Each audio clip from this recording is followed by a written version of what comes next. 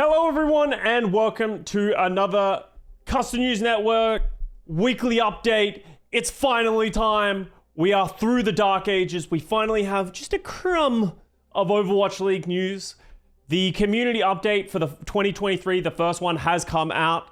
Zoe did one with Sean Miller and Matt Mr. X. It's a 5-minute video. If you guys want to check it out on YouTube, you just type in Overwatch League. It's the first video that'll come out. It's not too long. It's just giving the basic guidelines of what to expect. But if you want some more in-depth look at the Overwatch League season format for 2023, there is a blog post on the Overwatch League website that you can go check out and you can get some more information.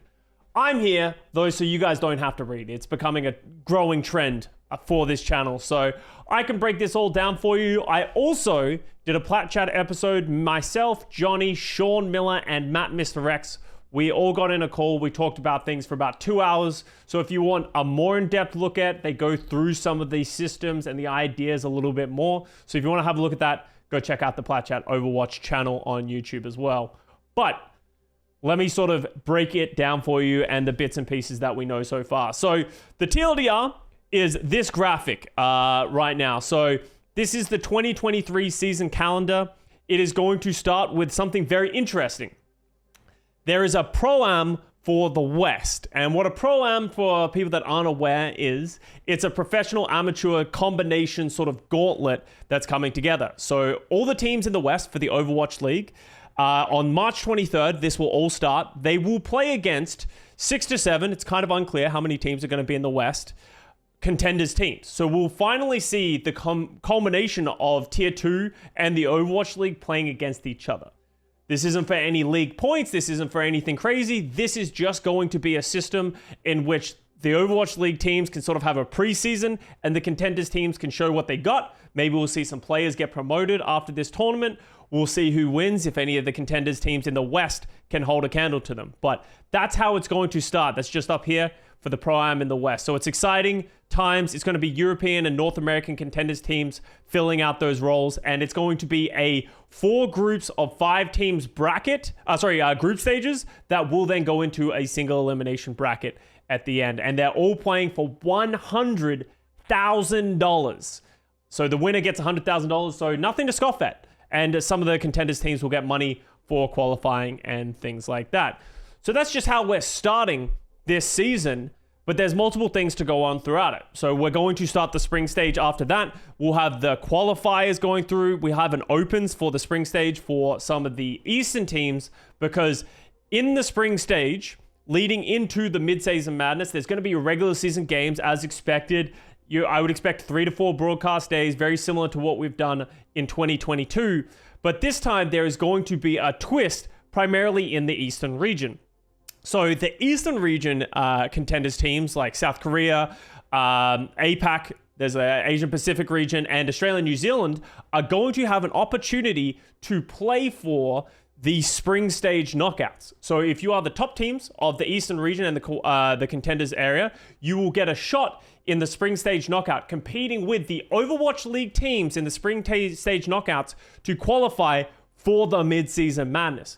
So for the mid-season madness, there is only going to be 2 teams from the Eastern region that are going to qualify. Mid-season madness is going to be a 6-team global event where 4 teams from the West and 2 teams from the East will compete in a global LAN.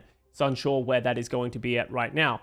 But of those 2 teams from the East, there will be an opportunity to fill out the numbers for these Contenders teams. So there is a world in which, let's say, O2 Blast could qualify through the spring stage knockouts, beating some of the Overwatch League teams, and they could be one of the teams at this mid-season madness global event, which would be crazy.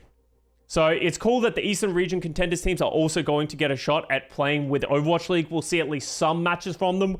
Will any of them actually qualify to make it to one of the major LANs? It seems unlikely, but never say never. There's some great Contenders teams out there in China and Korea specifically. After that, we're going to see the summer stage. There's going to be a bit of a break in the middle after the mid-season madness, and we're going into the summer stage. There will be a qualifiers.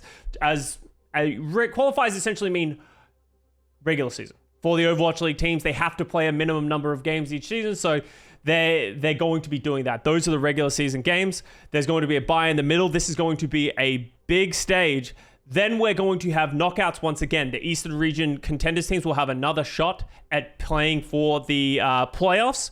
Seems unlikely once again. We don't know how many teams are going to qualify for the end playoffs. We only know the mid-season madness numbers right now.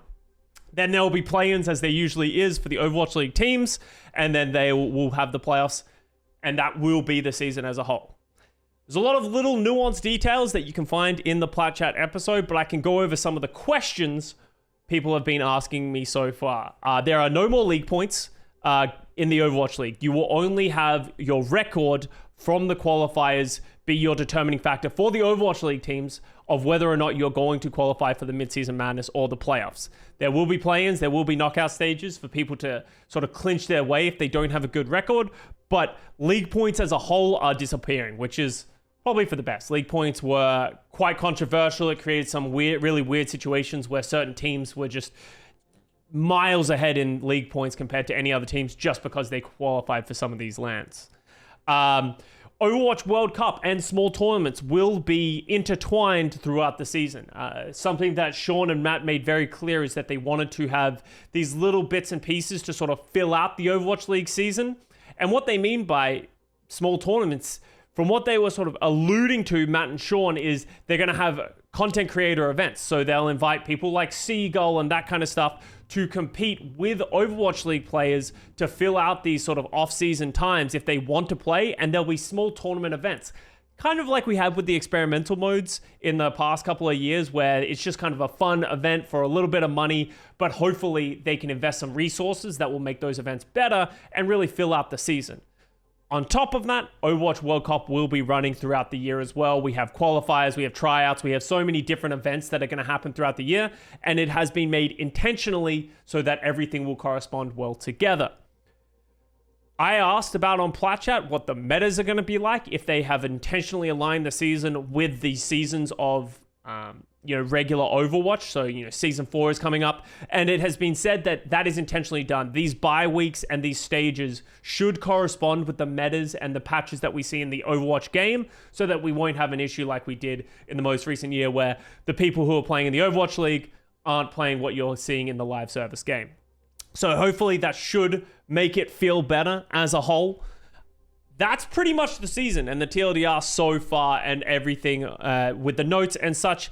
As I said, if you guys want to have a look at the community updates, this can sort of outline it and you can read it for yourselves. There's also a Pro-Am explanation of what's going to happen with the qualifiers, with how many teams are going to get through. North American EMEA will go through a Swiss format, like open division style tournament. They'll then go into a double elimination tournament, and then the teams will qualify for the Pro-Am. So you can find all of this here if you want to get some more details on either of those things. There is a couple more nuggets of news for the Overwatch League that has happened with the announcement of the Overwatch League. The first one is that the Los Angeles Valiant are moving to the West. So this is a pretty interesting move because they've been part of the East. There's been a lot of controversy over LA Valiant not putting their best foot forward, to say the least. So they've come back to the West. What will that team look like? Are they just going to hire a North American contenders team, pay the minimum?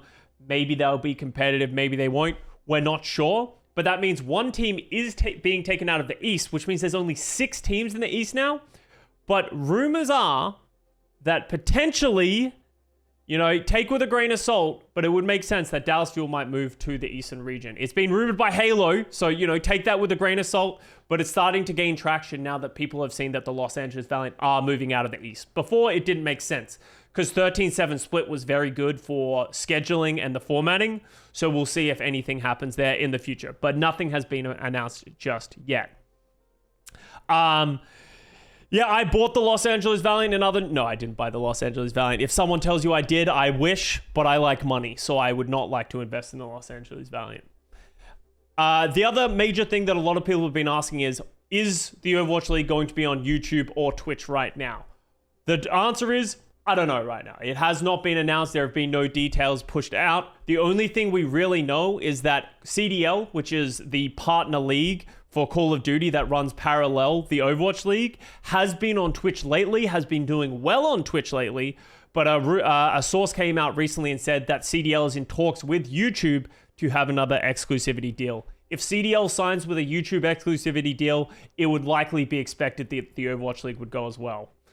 So we'll see. Hopefully we don't get a seriously restrictive exclusivity deal where if we're on YouTube, I really hope that we don't shut down co-streams, because I think co-streams is something that the Overwatch League as a whole is missing. It's a big part of esports because it's just so many other eyes that can really help with it, especially with the Overwatch World Cup coming out this year. I think it's a great opportunity for the Overwatch League to get new fans in that either haven't watched in a long time or haven't ever known what Overwatch esports is overall. So we'll see. This is the first nugget of information, but at least we have a date.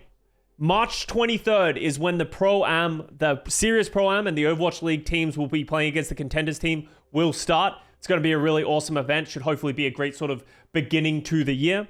And then the regular season, so both the East and the West, will kick off on April 27th. So those are the important dates. Mark your calendars down. I'm just glad we're getting Overwatch League content in about 6 weeks. I thought we were going to have another Dark Ages where we're not going to start until late April. So big shout outs to Matt Mr. Rex. Big shout outs to Sean Miller for getting this through the pipeline. Big shout outs to Sid and everyone behind the scene who's really making everything go. So lots to look forward to. Thank you very much for watching. I hope this was informative. Make sure to like the video. Leave me a comment below of whether or not you think the LA Valiant's going to be good or what you think of the format as a whole. I appreciate all of you. Thank you very much for watching, and I will see you guys next time.